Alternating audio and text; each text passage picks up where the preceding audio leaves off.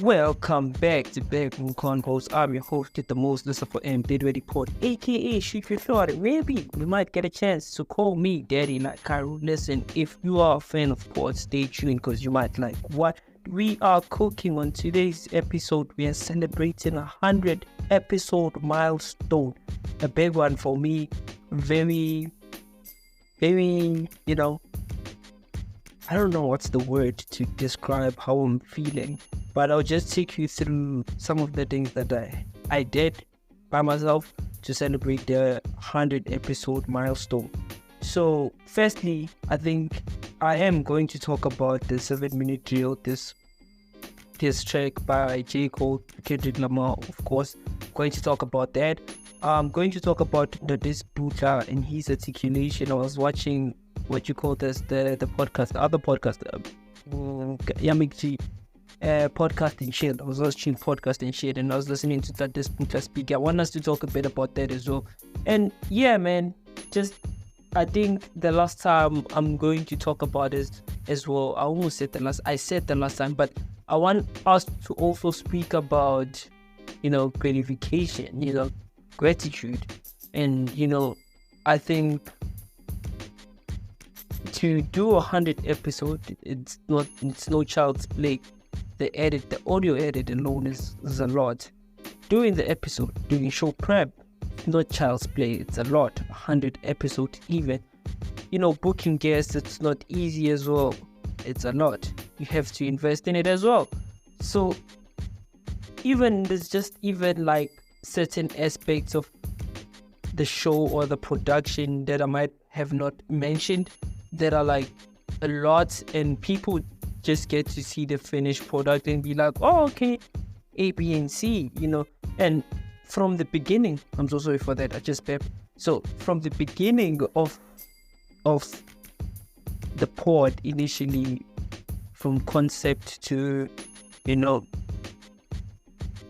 fulfilling the entire conceptual ideas that I had, was like, oh, okay, let me just do this. This is where I'm going with this. And as of late, I've been talking to a lot of people. As I said in like the Monday episode, was it Monday? Not Tuesday's episode. I said I spoke to a lot of people who actually listen to the podcast, and they've been saying, "But I haven't been posting a lot of content on the statuses, blah, blah, blah." But I'm also aware that not a lot of people listen to it, even if I do post on my WhatsApp, So I'm very much aware of that as well, So now I'm caught in between, and I didn't forget. I know some of you think I forgot about, the song of the day, boom, boom, boom. But today we are not gonna do none of that. We are breaking the rules because it's 100 episode. We just dive straight into everything that we need to talk about on today's episode, right? So yeah, my chat is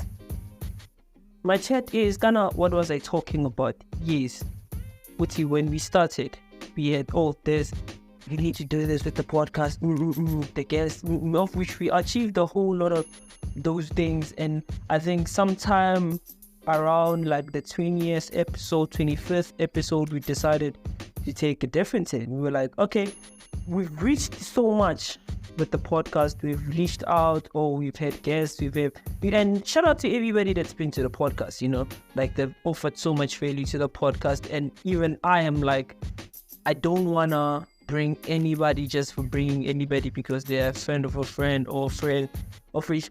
Even today's episode, I just wanted to bring a friend of a friend just to celebrate, but everybody's kind of like busy to be a part of like this today's episode. But shout out to everybody that's pulled up to the podcast, and I did ask people that listen to the podcast they should, on the comment section, just give us names of people they think we should have on the podcast. And I did also make a promise to you guys. I know we said the visuals are coming 100 episode, I know that, but sometimes things don't happen as you plan, and I think at this time it's one of those where I'm like, ooh,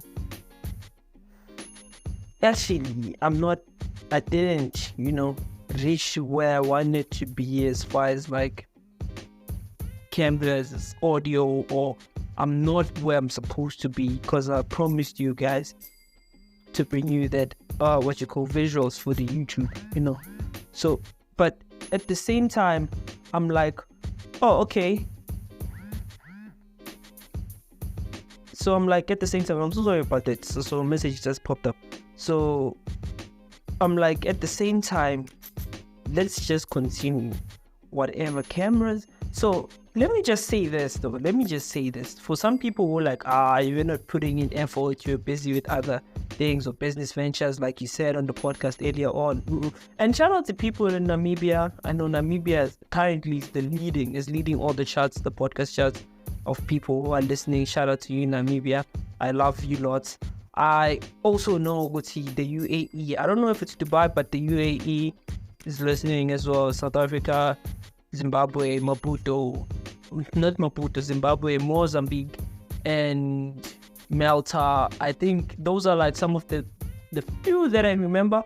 But shout out to everybody though, for like listening, tuning in, and even though sometimes I did offer you guys like trash content, but still stuck you and listened to me, like I appreciate that a lot, as much as I said, promised you guys would see. By this time, there'll be audio, there'll be visuals, so there's none of those, unfortunately, but obviously I'll keep on fighting to make sure I provide you with the best content. And I think my chat as well is also, when we bring visuals to every episode, right? When we bring visuals to, every episode. So when we bring visuals to the podcast, that's what I meant to say.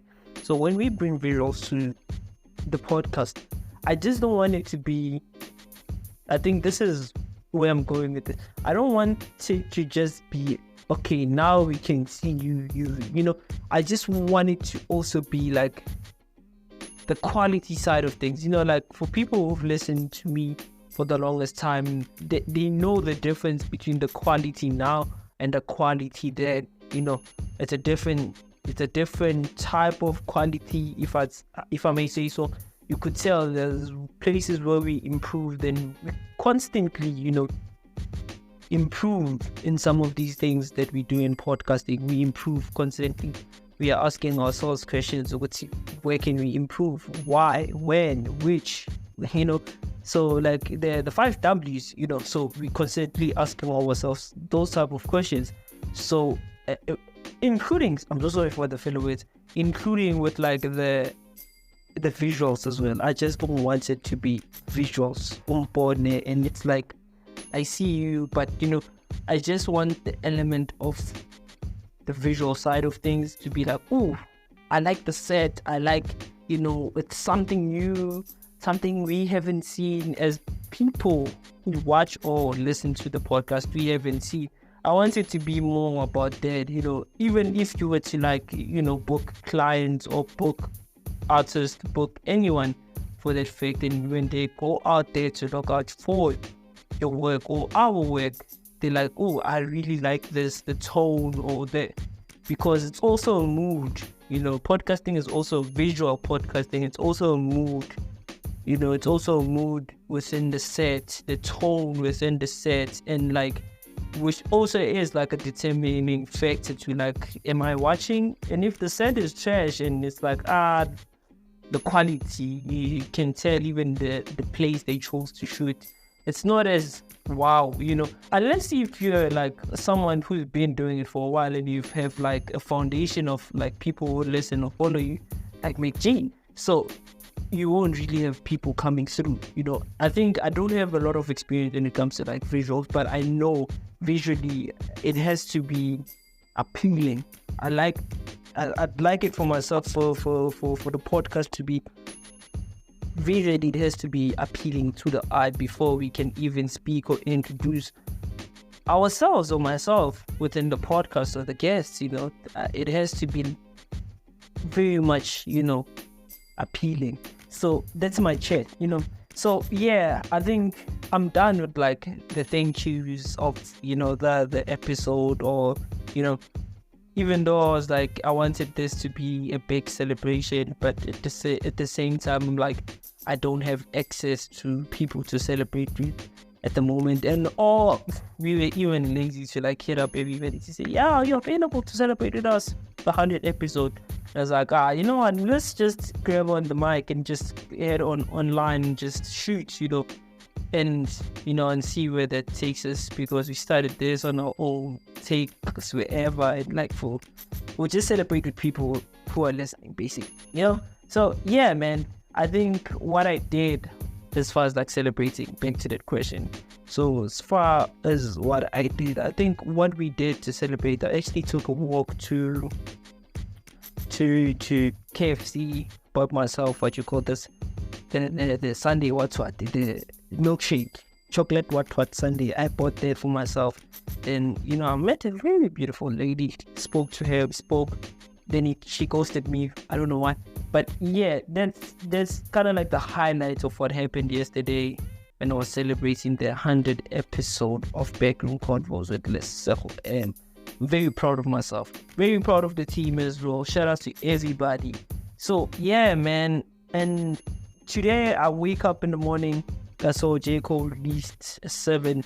Is it a 7 minute? Is it a 7 minutes drill this song or diss track? It's a diss track, right? It's a diss track. I don't know if it's 7 minutes. I didn't check that out, but I know it's called 7 minutes diss track or diss song. For those of you, I think this is not entirely the album, because I think in the first track he did address it, and he was saying, there's still more to come in the follow-ups, the album that he's making. So I think these are some of the songs where he's these were stored in the hard drive, let me just release them before I release the actual album, because I think, again, my problem with listening to music, when I listen to hyped music, I tend to go with the majority. What majority? Because I think my opinions are biased because of that, because they've been filtered, or I've been fed enough of the information of, this song is dope, or and I also take that direction, and it tends to be, a lot of the time, 90% of the time, it tends to be biased opinions. You're your opinion is actually based off of what everybody was saying on social media. I think I did explain this when I was talking about the Corona album, which means peace in Tonga, Kelvin Momo's album. I did say I won't listen to the album rather, until the hype has died down. That's when I'll just bump the album and have my input about the album, right? So I couldn't wait. With this one, I couldn't wait, because everybody on social media, on my concert list, they were saying, I might delete this later. And I'm I don't know if there's a message to us that you might delete it later. And I'm I don't want to miss out. There's a bit of FOMO as well, because I'm a huge J.Cole fan as well. So everything that I'm saying from a aspect of being a fan, and also I'm trying to disassociate or detach myself from, or detach my opinion to that of a fan, to that of someone who's trying to give in perspective into the music without any of the fan element being attached to it. That's why I had to say, I'm a big fan of J.Cole. So yeah, I think after the break, man, I just think I'll just give you my thoughts on the diss track that was released by J.Cole after we come back from the break. We just hit 100th episode. If you joined us, I'm your host with the most, Lesego M, report, aka she just saw that maybe you might get a chance to call me daddy like Cairo. Please do not forget to follow to get a notification for each and every time we drop a new episode. Let's meet after the break. Cheers.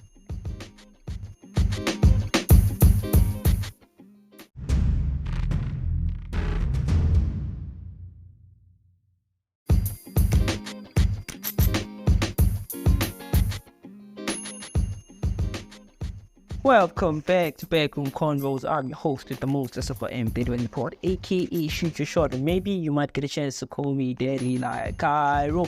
Listen, if you are a fan of pod, stay tuned, because you might like what we are cooking. Before we went over the break, we were celebrating the 100th episode mark or milestone. We were just talking about how grateful I am, and I think 200 more episodes from then on. I know I I've been inconsistent. It's at some point, I think this year, I've been consistent the whole of last year, dropping episodes each and every single day.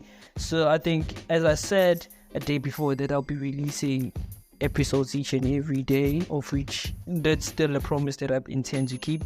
So yeah, I think before we went over the break, I was still giving you my thoughts on the diss track, right? The 7-minute diss, the 7-minute drill diss track by J.Cole dissing Kendrick Lamar. And I don't know if this is actually an actual diss track, or it's just like warning shots. I'm so sorry for that. I don't know if it's like warning shots to say like, bro, I can still go deep with this. This is just lightweight, because the 7-minute drill, this song, it was like the last, I think you can say, let's just compile 7, 8, 10 songs to release, and the last song is a diss track to Kendrick, So I was like, okay, instead of just keeping these songs in the hard drive, let's just release them. Because all of those songs I didn't listen to all of them, but I was like, typical J. Cole. I love them, but those songs weren't it. No, they weren't it. So yeah, man, I do love J. Cole. So back to the 7-minute diss. So I'm glad that, within the song, I'm very much aware that he was acknowledging the fact that, Kendrick has actually been winning. He's like, yo, you've been winning.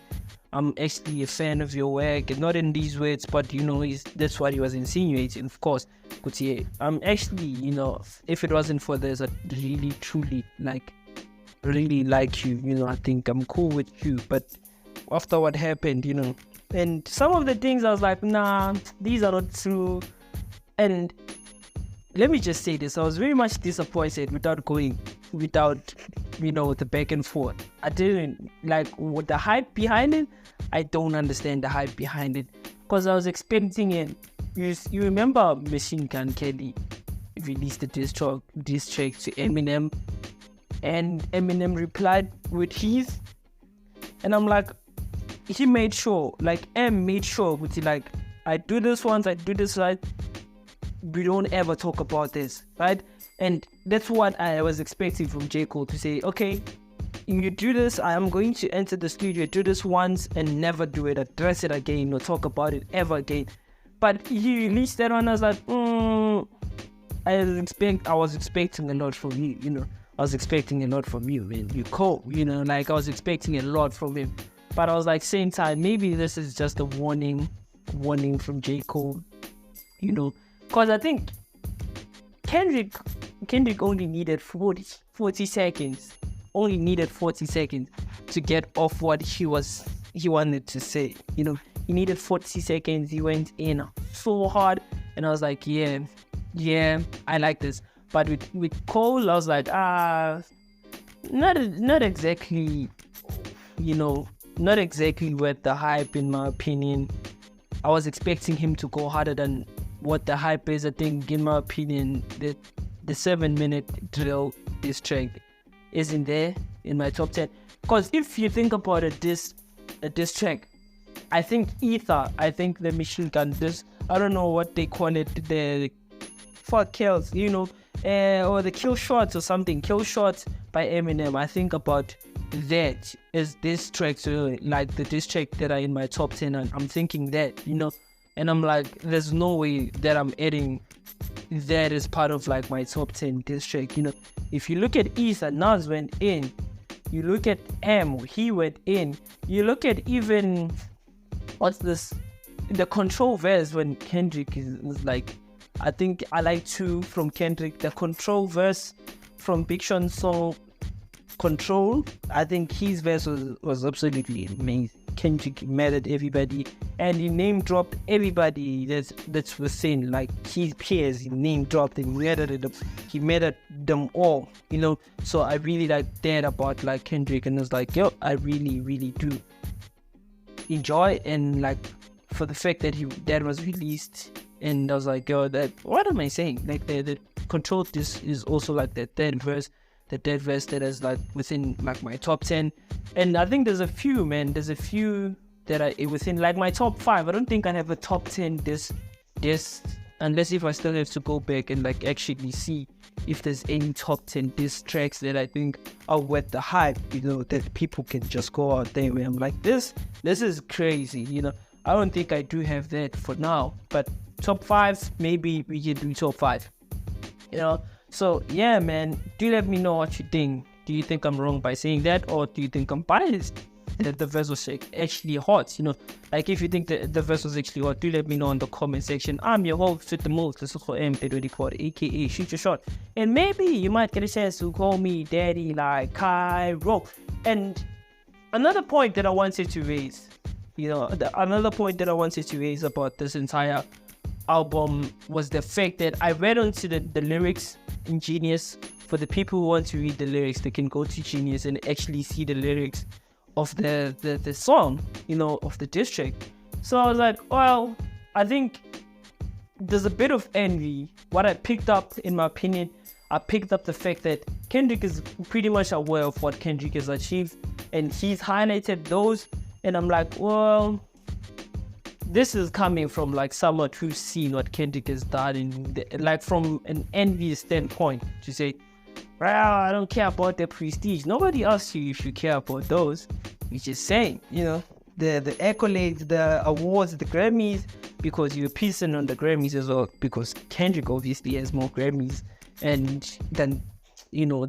Drake, than J.Cole, and obviously Drake has more Grammys than both of them, but Drake is not near what Kendrick is, or what J.Cole is lyrically.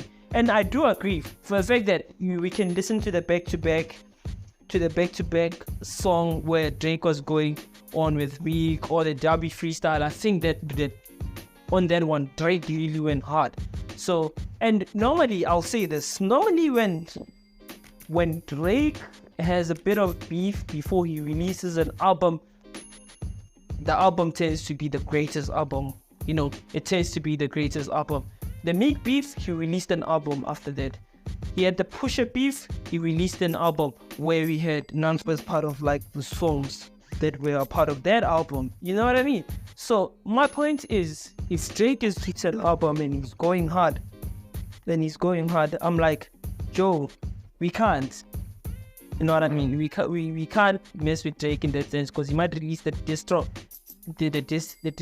and release an album. Cole might do the same as well, but I'm like, if they do it at the same, or like in the same time frame, it might not have the same impact. One album definitely is going to like the trash or second place, and both of them, or the three of them.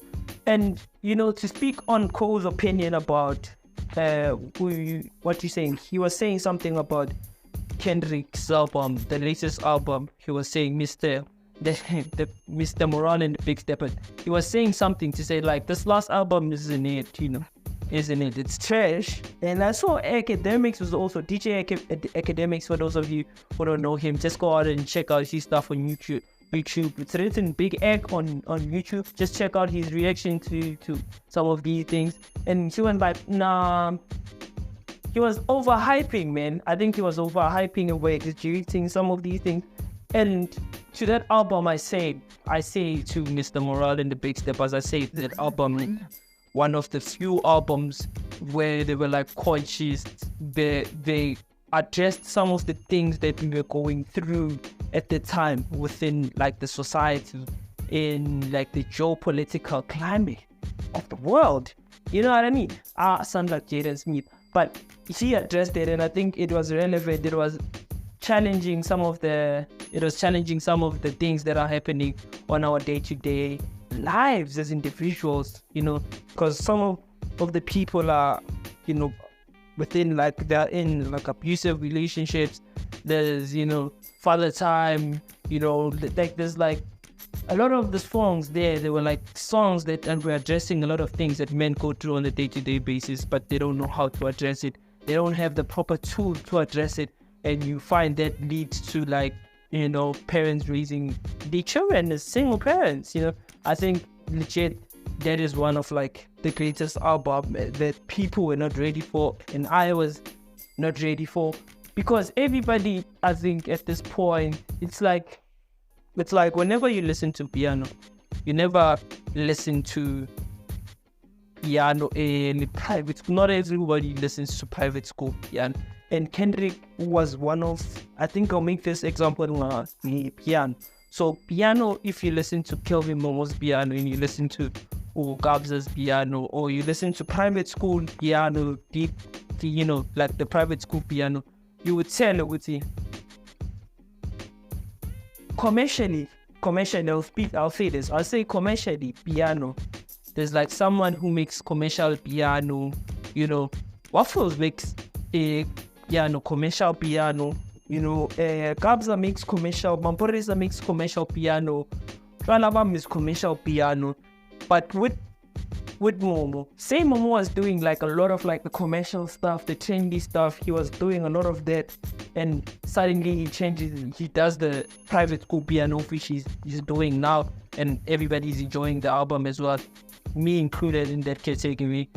I'm like, obviously a lot of people, he's going to face a lot of backlash. He's saying, we know you for this, when then you come out to do the opposite of what we know you for as your fans, So that is another element of it, and I think Kendrick executed that. So that album is not for everybody, in my opinion. I think knowing Cole to be someone who's very self-conscious, I think he does like the album, but because of the influence or like the environment, or the majority is saying the album isn't it, in you can't. But the album, in my opinion, is one of the greatest albums. It's a classic, in my opinion.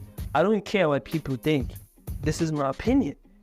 I think I saw someone, you remember we had a guest on the podcast by the name of Setunzi Mande. He's a tech entrepreneur.